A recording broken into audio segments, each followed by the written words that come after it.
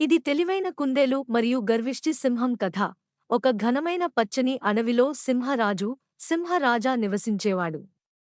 అతను చాలా బలమైనవాడు, గర్విష్టి కూడా. అతని గర్జన వినిపిస్తే అడవిలోని జంతువులన్నీ భయంతో వణికిపోయేవి. సింహరాజా ఆకలికి భయపడి అడవిలోని అమాయక జంతువులు కంగారుపడ్డాయి. తమ ప్రాణాలు కాపాడుకోవడానికి ప్రతిరోజూ ఒక జంతువును సింహానికి పంపాలని నిర్ణయించుకున్నాయి. ఒకరోజు ఆ అవకాశం చిన్న కానీ తెలివైన కుందేలుకు వచ్చింది. అతని పేరు చిన్న కళ్ళు.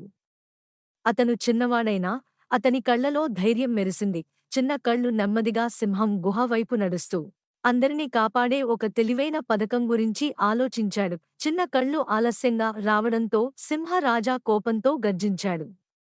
అప్పుడు కుందేలు మార్గమధ్యలో మరో సింహం అడ్డుకున్నదని ప్రశాంతంగా చెప్పాడు. మరో సింహం ఉందని తెలిసి సింహరాజా గర్వానికి దెబ్బ తగిలింది.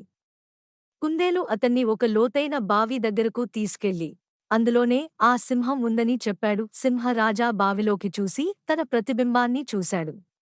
దానిని శత్రువుగా భావించి కోపంతో బావిలోకి దూకాడు. ఇక ఎప్పటికీ కనిపించలేదు. అడవిలో మళ్లీ శాంతి నెలకొంది. అన్ని జంతువులు చిన్న కళ్ళును ప్రశంసించాయి.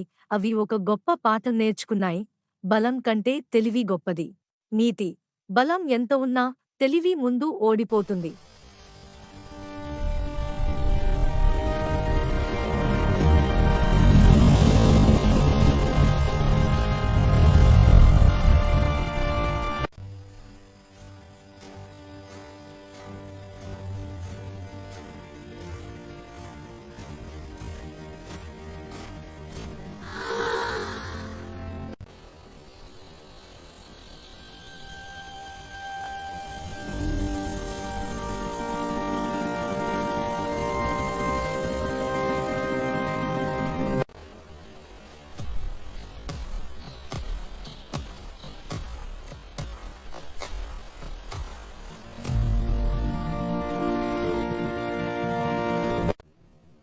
You are late! Another lion stopped me on the way.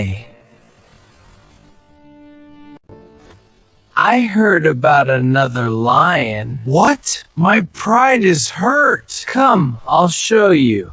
He lives in this well.